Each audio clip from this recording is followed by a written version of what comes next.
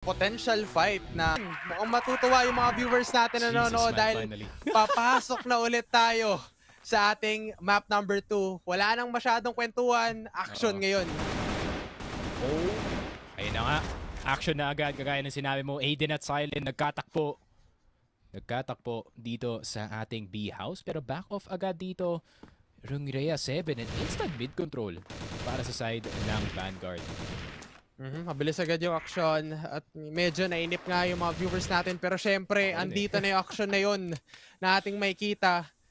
Hindi rin tayo makakita agad ng first casualty for this round. So parang mas nagiging play safe ngayon so far ang dalawang teams natin. Yeah, I'm 2 topics away dun sa field natin, man, not gonna lie, before maubos. Pero buti na lang, nag-on na agad yung Black Widow dito. Pero Vanguard, looking for a pick-off dito sa may short area. Pero hindi nila pwede madaliin dun kasi nandito sa ilalim si Arsec. And that could be free damage. Pero LA, nahanap na agad si CLD. Pero FallX, looking for that trade dito sa long player. Instant kill dito kay Charles. That means there could be a wraparound dito sa LA at sa short. And just like that, in one fell swoop, naubos yung mga A players. And Vanguard sabay-sabay na pinasok yung A side dito, Aaron. Makita natin yung discipline playstyle on the side of Vanguard na kung saan isa pa lang yung nawawala on the side of R7. Sunod-sunod na sila nag-audition. Parang in-snap lang yung daliri o yung kamay dito. Nakita agad nila yung opportunity na pasukin agad yung A-long. But right now, tatry lang natin i-spam. Pero R7, silent ngayon, and Va getting that kill. Pero FallX ulit, mag-iingay dito sa ating laban. Especially CLT. The support system na itong dalawang ito is sapat na para mapasok itong A-site. At ganun lang din kabilis. Round number 2. Alright. I guess, Vanguard, baka may pupuntahan yata sila after nito, Aaron, kasi I mean, definitely nagmamadali sila para ipanalo yung first 2 rounds natin. And you can blame them, no? Minsan dito sa Black Widow, you do get stuck on some sides of the map and nabibigyan ng chance dito yung Re7 para mag-adjust. Pero yung Vanguard, di nangyayari sa kanila eh. Once they see an opening, talagang pasok agad. Pero dun sa may gitna, Va, tamang pick-off o tamang pick lang dun sa may mid-side na rin, the other side. Pero syempre, the side of Vanguard, kung kailan kailangan ngayon nila mag-push na mabilis, passive muna sila kasi pwedeng nalaman na rin ng Rhea 7 yung adjustment. But most likely kasi mas maglilin towards sila dito sa may B-side.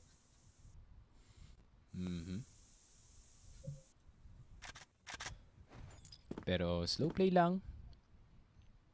Galing sa side ng Vanguard. And this change of pace, no? Siyempre, may inip pa dito yung Re7 kung saan talaga papunta yung ating squad. Pero CLD does not get through si Zeke. Tuloy-tuloy lang ang kanyang spray dito sa may short. Getting 3 and si Arsec nakitulong na rin silent with the last kill dito kay Bem. And grabe, once the fight start, pare, ubusan talaga. Nagulat ako dun kay Zeke kasi imbes na itigil niya na sana yung pagbaril niya, nagbigay pa rin talaga na magandang information on the side of BG na, sige, pagpatuloy mo lang yan, kontrolin mo lang yung recoil. And once again, 3K para side ng R7 kanina. And again, makikita mo pa rin, first kill na makukuha nila is Zeke. And FallX pa nga with another good opening kill. And, may onting push dito sa short. Mag-isa lang si Tetsu. Nakita na nga si Va dito sa trend. Pwede nilang ipitin. Dito si Va. Scope, leg. Leg lang ang natamaan dito kay Arsec. Good attempt though. Galing dito kay Tetsu. Kung nakuha nila yung train player, feeling ko tuloy-tuloy na tong A-site nun eh. Napakaganda yun. Pero again, nice try pa rin. Pero good advancement on the side of Rhea 7. 3 versus 3. Aiden ngayon on the smoke. Pero tamang pray and spray para makuha yung kill on the side of Charles. CLD. Dun sa may gitna. Makikita dun sa may link. Pero syempre, Va ngayon ay tutumba. 3 versus 1. Arsec ngayon pulado. Pero dun sa may corner, makikita pa rin yung ulo niya. And there we go. Huge win na naman ito para sa side ng Vanguard. Yep. Yung key talaga sa pagkapanalo dito ng Vanguard, no, even if ma-pick off yung isa sa baka players nila, is just them getting one kill para ma-split yung defense dito ng Re7, and they slow down the round by a lot, pare. Hindi nila pinapabayaan yung kanilang base, pero around the corner, Folex nakakuha na naman ng headshot. CLD with a double kill. Dediretso ba nila dito? Ang A-long, nasa na? Wala nang sniper dito yung Re7. Hindi nila mabantayan yung cross ng maayos. Arsec na lang mag-isa. Aiden binabaan. Pero hindi pa rin nila mahanap si Arsec. Arsec out in the open. And Vanguard with another good round, pare. LA exchange lang. Napaka fast-paced nung nangyayari, and especially both teams, parang ganito rin yung nangyari kanina. But especially right now, Rhea 7, mas nakapag-establish sila ng magandang depensa, pero fortunately, Vanguard, mas ready lang rin talaga sila sa mga aim nila, and especially dun sa mga position na alam nila kung saan ang side ng R7. Ooh, good shot, good free fire galing kay Arsec. And Arsec, silang dalawa ang nagpapakitang gilas dito. And pati si Folex nahulog na rin. Hindi nakita si Bem dito sa may waters. Silent, great spray, and yun na nga, nakabawi na ang Re7. Grabe, yung kagaya nga na sinabi ko kanina, Aaron, once the fight starts, hindi titigil until one of the two teams, all five of them are dead, pare. Ganun talaga yung naging sistema on the side of R7. Especially the side of VG. 4-2 score, yes. Di pa ganun kalamang yung ating score. Kaya pa rin habulin on the side of PS7. And still, ito yung magiging default play ulit natin. Waiting lang sa mga magiging first initiate kill. Tapos iwas lang once na makuha agad yung site. So, let's see. Paano pa i-workout to on the side of Vanguard? Pero ito na nga change of pace na naman galing dito sa Vanguard. Now it's play for picks para sa kanila dito. So mag-spread out sila ng konti, maghahanap sila ng player na just a bit overextended, no, para sa kanyang position. Pero ang ganda ng position ng Re7 dito sa short, no, just in case na gustong dumiretso ulit ni Folex dito sa short, there's gonna be two players on your face at the same time. Yung sa flash na yun, ang daming na biktima, ang daming nakuha. Pero Folex again, 2K. Napakabilis ng pangyayari dun sa A-short. Pero Tetsu, hindi gaano tumatama yung mga bala on the side of Arsec. Pero mapapunish pa rin nila. Isa-isa na naman nag-audition. And Charles na lang natitira dun sa kanilang base. At ngayon, kailangan niyang depensahan at kukunin etong 2K clutch. Charles, kayang-kaya niya nga ba? Andun yung pagkuha ng split way push, pero Folex once again, napakataas ng percentage niya in terms of clutch. He already has 10 kills. How is this possible? He's the first 2-digit kills para dito sa Vanguard, pare. Grabe si Folex, man. Looking like a very hot commodity para dito sa side ng Vanguard, and they're glad to have him with this stack roster. Pero yun naka-silent, gusto na rin i-push yung issue dito sa B-house, pero Bem nakakuha ng dalawa. And B-site, libre-libre. Meron pang naiwan dito sa top mid. CLD, nakuha si Ba. And trap na naman yung Re7 dito sa may B-doors. Meron pang flank na mangyayari. Aaron, it's not looking good, brother. Napakahirap to isipin. Zik once again, mukhang tutumba sa kamay ni CLD. And CLD trying to anchor all of the members na tatawid doon sa may gitna or pupunta doon sa spot na kung saan na nandun ang side ng mga members ng VG. Napakaganda ng pagbasa and IQ play on the side of CLD na protektahan na lang kung sino yung rotate sa mga R7. LA control para sa side ng Vanguard, and they have been getting this over and over again, no? Despite na tatlo yung players dito ng Rhea 7 dito sa long, napapalaban pa rin dito ng Vanguard kahit paano. And Aiden with the opening, getting si Silent at si Charles. Bem on the other side. Dito naman sa may mid. Pero pinatigil na dito ni Zeke. Masyado na daw sila makulit! Zeke with the 3K sinagot, pero si Folex ang nahuli. Si Folex ang nahuli, and every time nabuhay si Folex, it's always possible. Si Van na lang yung natira dito sa A-site. Folex, punong-puno pa yung HP na dito, Aaron. Ang hirap nito. Dahil mas mataas yung percentage of clutch win ni Folex up against the side of Va. Pero andun pa rin naman talaga yung tiwala ng mga players on the side of Rhea 7 na kayang i-clutch ito ni Va. But unfortunately, naghihintayan lang yung dalawa. pero kailangan hindi magpakita pa. And as of now, on the side of Va, dahil hintayin niya na lang, i-retake niya na lang, pero parang mas mahirap ito pag pinland pa to on the side of Polex sa may B-side. Yung Vanguard men, not gonna lie, they remind me of a certain Vietnamese team, pare. And to be specific, I think, pwede ba sabihin? Maybe Cara House? Kasi may deadly trio din sila, no? Kasi yun nga, Cara House, they have their own trio. Dito sa Vanguard, they have CLD, BEM, tapos si Folex. And once those three starts rolling, pare, napakahirap talagang pigilan. And I like what I'm seeing galing sa Vanguard so far. Pero si Va, pwede niya pang gawing 6 and 3 ang half natin dito. Pero Folex being extra careful. Setting yung C4. Meron siyang speed kit dito. Pero Va, 1 HP. Sure na sure. Itong si Folex with that Colt. And 7-2 Vanguard looking like it's gonna be a quick finish na naman. Unless kayang ibawi dito ng Re7 dito sa BL, pare. Ang ganda ng ginagawa on the side of both teams. At now 7-2 score. Mabilis agad yung nagiging casualty. Papasok dun sa may mid-side. Napaka-aggressive on the side of Folex. Mukhang 3. 4 pa yung pwede niya mabiktima pero hindi niya naisip na pwede siyang puntahan on the side of Charles. 4 versus 3. Ganun kabilis na pinush out lang yung mid-side. Yup. And that's one of the plays na you have to expect galing dito sa Vanguard. No? They love to go passive, aggressive, all over the place. Kaya nga sinabi ko kanina, di ba, Aaron, the strat book is deep para sa Vanguard squad. And it's gonna be confusing para dito sa Re7 having to read all of these plays at the same time. Tetsu will not get the kill gamit yung sniper, pero at least may information meron tao dito sa HM. Oh no, R7 Va ngayon ay mukhang pulado ang kanyang buhay. Nandun yung mga bomba na ibabato nila, pero nandun si Ram ay makakuha ng magandang kill. And again, going back to sa nating napag-usapan, andun yung mga casualty and still, Vanguard, 4 pa rin yung buhay sa kanila. Yep. Yung go lang dito si Tetsu and si CLD. Pero tignan mo naman, men, kahit yung head glitch dito na angle, hindi pa rin kayang talunin ang dalawang players on the A side. C4 is down. Arsec na lang natitira dito sa may short side. Mukhang ibibigay na lang.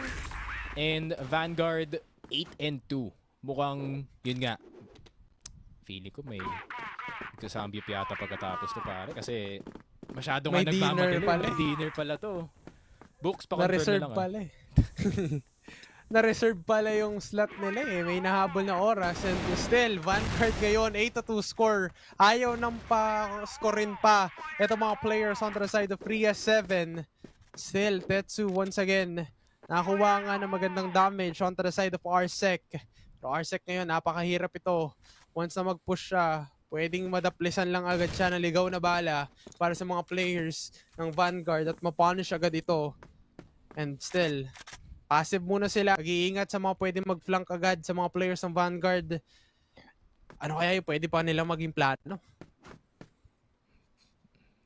Grabe. And look at this, man. Discipline lang talaga. Isang tao sa metal dito sa B, isang tao sa entrance lang ng B-house. Papalit-palit lang sa may doors area natin. And even then, meron pang isang tao dito sa window.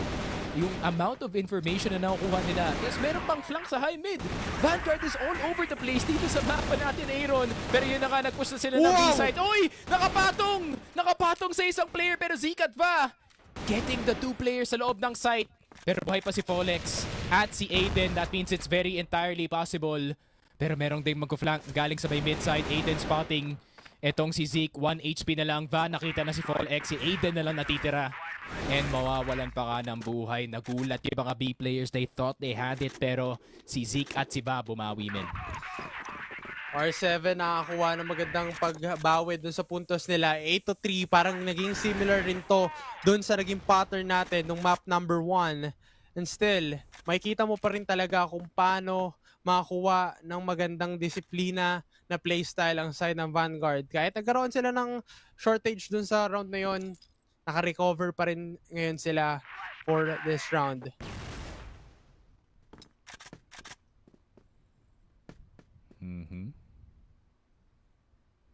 Pero kalmado lang, kalmadong depensa. At the same time, somewhat aggressive, no? Nandito si Aiden sa may Cat B area natin.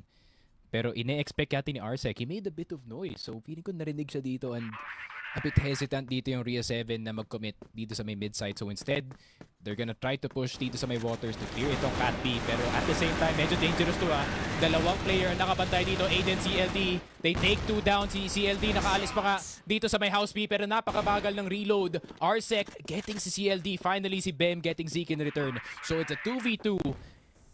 Hindi pa set yung bomba dito. Arsec, very vulnerable. Pwedeng lumabas sa door ang isang player to try and get that planter pero hindi pa sila nagko-commit, Ben. Ayaw pa rin nilang ikasa, ayaw pa rin nilang kunin yung pag-asa. Pero syempre, ayan na yung vision, andun na yung tunog ng pag-plant nitong C4. Pareha sila nakatingin dun sa same angle, pero once na makakuha sila ng kill, double pick-up setup ata itong makikita natin. Va ngayon makakuha ng kill. Pero still, Tetsu, paano niya madidiscard yan? Paano niya makukuha yung reposition play? Pero, uy, kuha lang ng information. Pero doon sa may gilid, ay makukuha pa rin nila. And good communication coming here on the side of Rhea 7. Nakakabawi na sila kahit pa paano. Yeah, I mean, if it's anytime para bumawi dito, and it is definitely now, no? 1 point away from match point, pero Rhea 7, 4 points lang ipagitan between these two squads. It may sound impossible at first, pero ayun nga, sunod-sunod na magandang read lang galing dito sa Rhea 7 at sunod-sunod na mistakes dito ng Vanguard. Pwede pang umikot yung game natin dito, but still, pressure to perform para sa side ng Rhea 7 kasi 2 points na lang. This entire series is over. Sana hindi sila mag-crack under pressure para. Alam mo naman yung kasabihan, pressure makes diamonds. Looking at it, yung diamonds na yun, makikita mo talaga sa resulta na mas lumalamang pa rin yung kabilang team, which is the side of Vanguard. And Rhea 7, okay, 4-man setup dun sa may labas. Pero syempre, dahan-dahan nilang papasukan. Nandun yung mga lineups, nandun yung mga flashes na ibabato nila. Lahat mabubulag. And now, the side of DG, CLD ngayon na makakuha ng kill. And still, Silent, creating a space para dun sa kanilang team. Pero na-clear out lahat nila yung gap. 3 versus 2. Titignan natin, Aiden and Zeke. Or Fall-X rather. Oh my... Headshot pa yun? That is wild. Pero tignan natin, Fall-X. 2 sa HP. Silent, nakatayo lang! Oh, buti na lang nasalba ni Charles. Feeling ko na DC dun si Silent. Aaron, that was too close for comfort, pare. Mas lumalapit yung laban ngayon. 5-8 is gonna be a good one. Pagpatuloy lang to ng Rhea 7 at itry na ngayon nila ipakita pa yung pwede nilang maging baon dito sa laban na ito because of the side of Vanguard. Medyo nagko-collapse sila in terms of the positioning or yung magiging plano nila sa pagdepensa.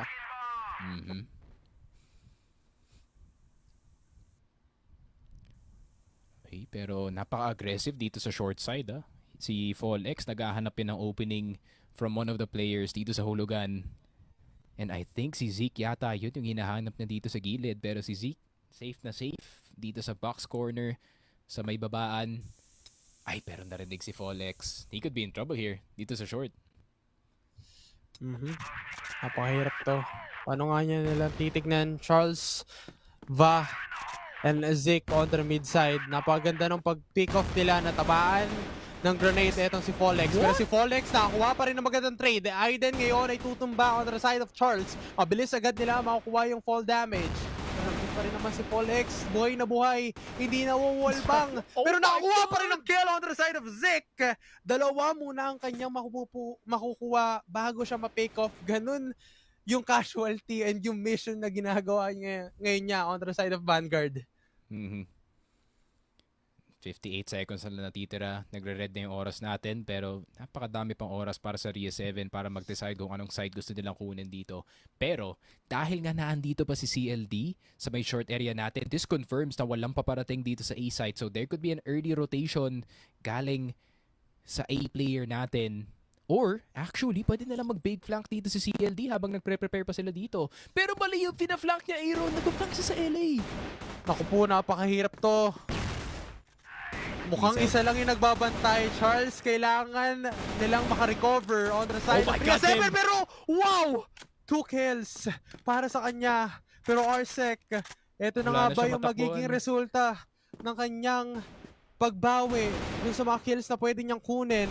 Arsec, Tetsu, once again, sila ang magtatang pat dito. Pero si LD, Don't buy peek. time na lang. Buy time na lang yung ginagawa niya. And still, going for the kill. Napakagandang disiplina for the side of BG, securing their match point para sa laban na ito. Grabe naman yon, defensive player of the year-esque performance galing dito kay Bem sa B-site. Dalawa ang napatay niya. Good patience dito sa Metal Men. Inantay na talagang harap-harapan yung kalaban and just surprises him with another peek. Well played galing dito kay Bem, pare, at the end of the day. And in the same setup na naman. Actually, si Aiden yun na dito sa B-site. As feeling ko, hindi sila mag-aggressive play. Feeling ko, standard 2-3 lang. Standard 2-3 lang. May isang tao dito sa may ter, pang-confirm lang. Pero Tetsu with the AK? Nakuha na si Silent dito. Mukhang gusto niya na rin makisali sa AK party, pare. Mas nag-adjust na siya eh. Kasi more on gunfights talaga na harapan. Yun nakikita natin. Other dun sa long distance game fight on the side of BG. Pero dun sa may taas, grabe yung pick-off. Grabe yung distant kill. Pero syempre, good play pa rin. Zik and Va up against the side of CLD, Folex, and Tetsu. Oh no, napakahirap to. Para maplant agad kasi ang dami nilang kailangan isipin. Pero Zik, binawasan yung problema nila. Kinuha si Tetsu. Pero dun sa may gitna, Folex ay si Silep. Pero good advantage pag nakuha ito ng mga players ng R7. And there we go. Nakuha ni Va, CLD. Kaya niya kaya i-clutch ito. In one of big three dito, pare, ng Vanguard. CLD instant headshot dito kay Va. Zeke, paano ka nga ba mag-react? Pwede siya umakyat dito sa box papuntang short. Pero kailangan isang mabilisang akyat yung gawin dito ni Zeke before makakross pa dito si CLD. CLD with the opportunity para mag-tap ng defuse dito, pero inunahan na agad. CLD, naspatan niya agad dito si Zeke. Pwede siyang tumalon sa 5 box. Pero mali yung prediction niya. Umakyat na pala all the way. Zeke with a 1v1 win and 6-9. Humahabol pa dito yung Re7, pare. It's possible. Di pa rin talaga sila mawawalan ng pag-asa dahil nga dun sa napakadaming opportunity na nakukuha at nababawi nila sa isa't isa. Still, 9-5 score, isang panalo na lang na round at masisecure na itong ating match for the side of Vanguard. Pero Ria 7, non-stop action para sa kanila. Mukhang nag-switch sila ng plano. They will go for the A-long. A-split yata mangyayari dito, men. Nagpaparamdam lang sila dito sa B-site para magstay yung mga defenders dito sa B. Pero short area. Kaso tignan mo naman sino nakabantay. Mahirap to para kay Silent. Granted, he had a really good game. Pero si Folex medyo naiinip na. Gusto niya siya yung magpipick dito. Pero nag-aantay pa rin ng go signal galing sa kanyang kakampi. Pero Zeke, nakatingin sa Cat B. Folex, 2 headshots instantly na naman galing dito kay Folex. And magte-20 frags na ang idol nyo. Zeke, peeking, finally taking him down. Masyado kang mainit, Folex. Kailangan mo muna magpalamig. CLD getting the return frag. Pero si Arsec na lang natitira para sa kanyang team. Stuck dito sa LA. CLD with the peek. And that is game over para sa Vanguard and